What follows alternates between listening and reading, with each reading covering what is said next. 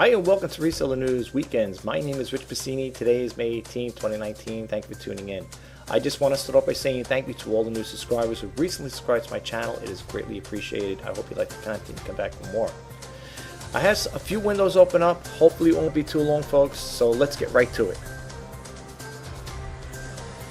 Okay, for all those who are new to my channel, I just want to state to you guys that I do not read everything verbatim. I will give you the websites where I got the information from and URL, and you can pick up where I left off.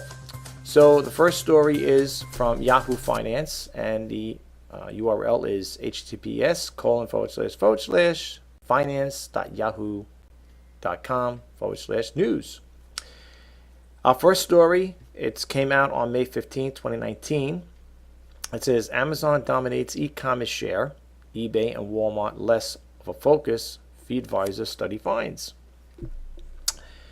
It goes on to say here, oops, oh sorry about that folks, my computer's going crazy. Sorry about that. It goes on to say here, 70% of sellers saw Amazon revenue growth in 2018. New York, May 15, 2019, Globe Newswire, FeedAdvisor, the AI first optimization intelligence platform for large sellers and brands on Amazon today, unveiled the State of Amazon's Marketplace 2019 report. The analyst exemplifies Amazon's unmatched influences over e-commerce sellers' success, as well as the elevated roles that private labels and advertisers will continue to play. To understand the evolving state, Amazon's dynamic marketplace, FeedAdvisor, conducted an in-depth analysis on sellers' goals, plans for expansion, revenue figures, areas of concern, advertising strategies, and more. Findings include, just to highlight stuff, it says sellers continue to see significant growth on Amazon. For nearly half of the sellers, 49%, all or most of 80 to 100% of their annual e-commerce revenue comes from Amazon. Likewise, nearly 3/4 of sellers, 70%, saw revenue growth in the last year, with the majority of 61% seeing growth as much as 40%. It says loyalty to Amazon grows, wanes for Walmart and eBay. Nearly 2 in 5 Amazon sellers, 37%, do not plan to expand to other marketplaces this year, up to 5% from 2018. Similarly, percentages of sellers who plan to expand to Walmart was 17% and eBay 10%, declined from last year by 8 to 9% respectively.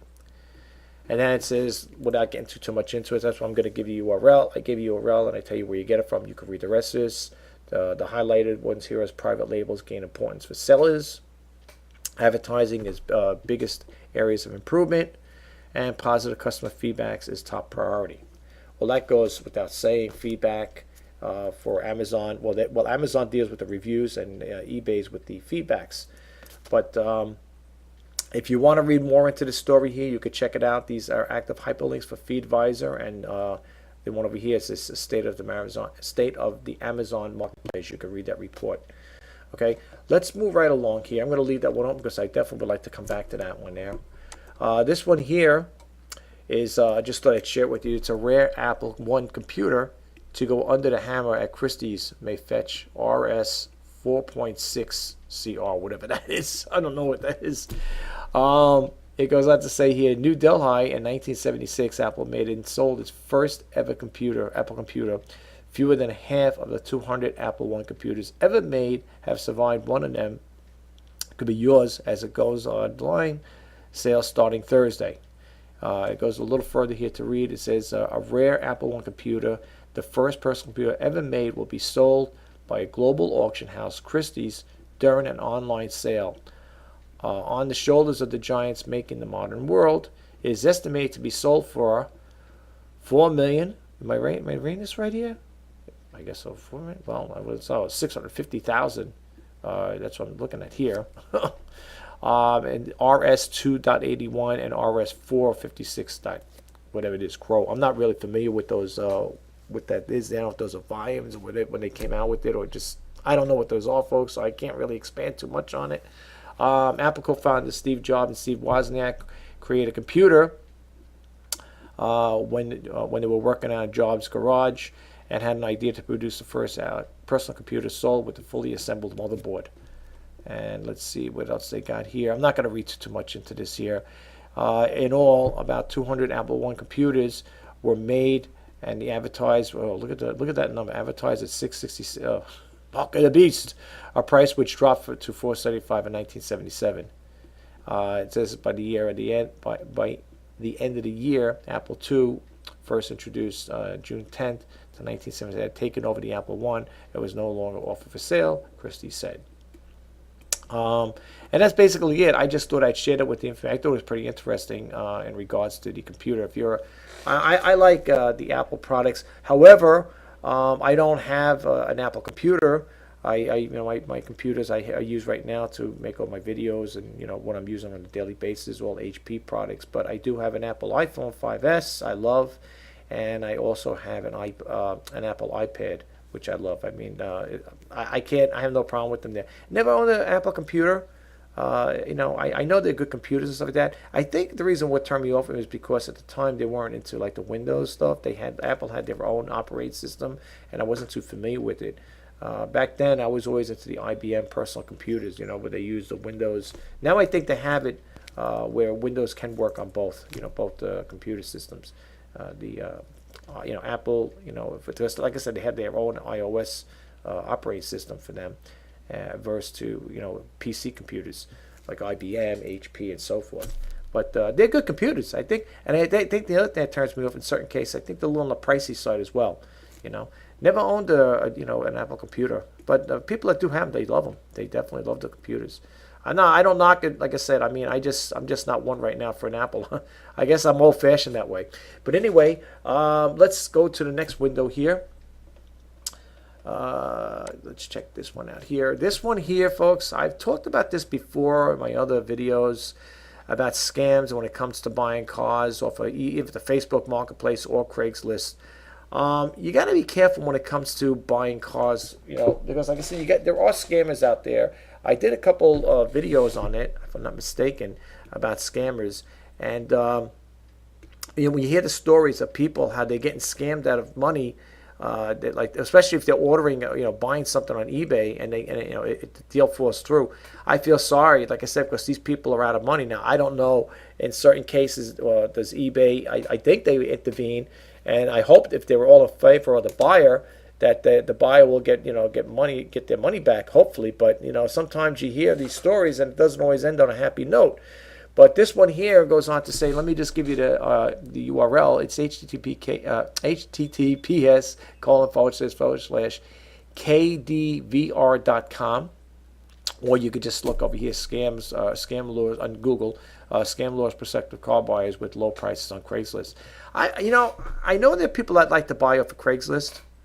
I'm not really one for them, to be honest with you. I was never a Craigslist person. I mean, I look on there every now and then. I advertise my stuff in there, but never had a sale from them. I have to honestly say, never had a sale from Craigslist. But anyway, this story came out May 17, 2019.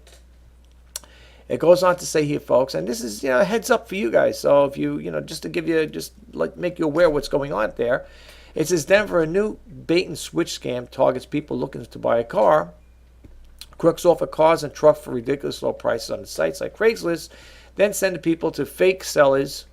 Send people to fake sellers that say they're on eBay, but they're not.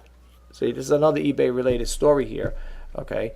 It says an Aurora woman tells Fox 31 she found a 2004 Toyota Camry on Craigslist for sale for $1,000. The deal was too good to be true. The scammer said she was sending the woman to the so-called eBay seller, who sent the fake papers and took the additional $1,000 for delivery fees. The woman later checked with eBay for verification and got a surprise. He said, "You just got scammed," she said. Oh, God. See, I didn't get a chance to read the whole story. This is why when I do the reseller news, I try to bring this stuff out to people, bring it to your attention out there, folks. So, you might want to check into that there. But just be careful. I don't want to get too much onto this here with the car scamming thing, but just be careful when it comes to that, folks, okay? Let's move right along. And this one over here, Oh, let's see, this guy, I'll bump out of here. My computer is really slow, folks. I apologize. Oh, back to this one again. All right, let me close this one. I'll come back to that later. And I think we did this one here. So let's get rid of that one there. Okay, well, closing the windows out. This one here, I just wanted to share this with you guys. I just thought maybe you'd be interested in listening to it. It's his top forger claims. He painted a $1 million Picasso bought at a car boot sale. Let me give you the URL for this here. It's www.dailystar.co.uk. And this story goes on to say, reading a little into it, came out May 17, 2019. I was at sort of dates, so it's not too old. This guy here, he paints pictures, and he copies, not copy. Well, I guess you could say that there, but he copies these paintings from famous artists or painters, whatever. And in this particular case, I believe he gave it away. Let's read a little into it. It goes on to say, a prolific art forger last night dashed in the hopes of a real-life Del Boy after claiming the $1 million Picasso he bought at a car boot sale is definitely one of mine. Okay. Now, it goes on to say here, this is the gentleman that's no doubt painted it. It says, fake David Henty shows our root tricks on the forgery trade. Okay. So it goes on to say here, trickster David Henry told the Daily Star he was shocked to see his work labeled as genuine, that he first burst out laughing. It's the 60-year-old who was behind a dozen of top-quality knockoffs. He said he gave the copy of the Seated Bather to a friend a few years ago. His claim sparked a bit of war of words with Brighton and Hove auction room last night. The group confirmed the painting, bought for $230 by antiques collector Philip Stapleton, was a real Picasso, and they slammed Mr. Henty as a con man and a liar. I seen paintings before in stores, like I said, thrift stores and stuff like that, and you always wonder if it's going to be a hit or a miss with them. There was a store. It was one of my thrift store was being sold for $1,000. I don't remember what it was. I can't remember the. I don't know if it was a Picasso, whatever it was, but somebody had donated it to the thrift store. And the thrift store had slapped the price label on it for $1,000. And I remember telling people, I said, "There's no way I'm going to buy that, even with the half price off, because you can get it for $500." It was a big painting. This thing was huge. It was a big painting. I'm not talking about, your what is it, 3 feet by 3 foot painting. This was big. This looked like it was a 5'4" or 5 foot painting. They had it up on the wall there. And first of all, I couldn't get in my car. I'd have to run on the roof of my car, and that is so dangerous because you say, well, you tie it down. You'd be very careful. Transporting something like that home could be a problem, especially when you have a little car. But yeah, you got to be careful with this here, and that's why, I remember doing a video about scams and counterfeits. I gave a website a while back. I think it's called the Counterfeit Report. I think it's thecounterfeitreport.com. And I believe that's the URL, the company I talked about. And, you could look things up that are counterfeit, or you could find out if it's a genuine or a knockoff. I was in my thrift store for my church a while back, and there was an Andy Warhol, looked like a sketch up there. They wanted $75 for it. I was tempted to buy it, and I was going to sell it, but I said to myself, suppose this thing's not like they say, because it had his signature on it. But again, looking at stuff like this here, it kind of makes you think, So they only wanted $75 for it, and I remember it was my sister at the time. She said, "You think you're interested in getting this?" I said, not really. I didn't have a good feeling about it. It may have really been an Andy Warhol picture, but I don't know. I didn't buy it. I was a little skeptic on that because sometimes you see things with signatures you don't know again if they're knockoffs. Like, look at this guy now. He's painting a Picasso. And even though he knows it's his and it's not authenticated as a real Picasso, right? Is that what they have there? Yeah, that's what to make sure. Even though he states it's not, he gave one to his friends. So you got to be careful, folks. That's all I'm saying. When it comes to things like that, be careful. But anyway, I just want to expand a little on my situation here with the eBay. I was talking to an eBay representative the other day, and in regards to ending my listings early. His thing was, if you have watches on it, I wouldn't recommend listing it because it could affect your seller performance. But look, let me tell you something. We all know, I know, and a lot of other people know, that eBay is out to make a buck, period. Now, he may be well informed or maybe not, but the thing I'm trying to say is, when he told me it's not really a good idea to end listings with watches on it, for the simple reason is it could affect your seller performance. But I didn't care about that. You know what I do care about it? Auto relisting. That's what I care about. And if something's going to auto relist and jack my bills up, I just paid a nice big bill to eBay last month. I don't want to jack another one up like that, Now that was based on my store subscription, which I have a starter store. You get 100 free listings, and anything over 100 free listings is 30 cents, which is not too bad. But in regards to it auto relist, that's where the problem becomes, because that's when it starts becoming costly. Because let's say you have a dry spell where you're not making any sales, and auto relist, the next thing you know, you're jacking big bills up, because they keep relisting on a month-to-month basis. Now, I don't know how that works. People say, well, how does that work if you got 100 free listings? I don't know. All I know is, you got to pay your final value fees and the insertion fees. I know that when an item sells, from what I was told. But all I know is you could break it down and you could look at your seller hub, and that will show you, what all the fees are, and if you're getting credits or refunds, whatever. It gives you a breakdown at there. All I know is what I paid last month was kind of a hefty bill, So I'm a little hesitant on that. But anyway, I could see the buyer, or I should say the eBay teammate telling you not to do it, because you end it. Now they can't auto renew because it's been manually ended. I'm okay with it, even though I don't care to have any. Look, and that's the other thing too, with the what do you call it there? This is my unsold list. These are the ones I had to end today. With the ones that have watches on there, I tried using the watches. I send them and stuff. Do you know, folks? Now, nobody got back to me. Nobody got back to me. And we're both on, I think, on this one, and I think the jewelry. Is that the jewelry? Yeah. I messaged these people, both of them, and I got nothing in return. Nobody got back to me. So as you can see, it had 3 watches, but I don't really care. So I'm going to relist it again, and I'm going to see, what the story is. I don't know. If I go any lower, I might just say, come and get it for free. Come by the house. I'll give you it for free. If I go any lower than that, it's kind of quite a bit in there. It's 36 assorted style women's beads, string, pendant necklaces. So all I get is watches, but no takers, But anyway, let me close this video up. But before I do, I just want to go really quick with you guys. For those who are new, if you like my channel, like I said, this is my YouTube channel. Please subscribe, like, comment, and share.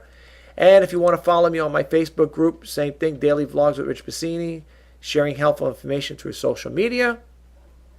And last but not least, I am also on Twitter. So if you want to, follow me on Twitter, that'd be great. I'd love to have you guys follow me. But if you do, that's great. I really would appreciate it. Anyway, let me close this video out. Well, that concludes the Reseller News Weekends for May 18, 2019. If you did like my video, please don't forget to hit that subscribe button, like, comment, and share. And if you want to be updated as to when I post new videos, please hit that bell notification icon. But before I close out, I just want to say this, folks. I'm working on new ways to improve my my YouTube channel here. I want to have it where, as a matter of fact, I think I put it over here. If I can, I have to write things down because sometimes I forget throughout the course of the day. I want to have the format changed a little different. I want to include in there money-saving tips, scam news updates, funny videos. I put a funny video in there, and in the news.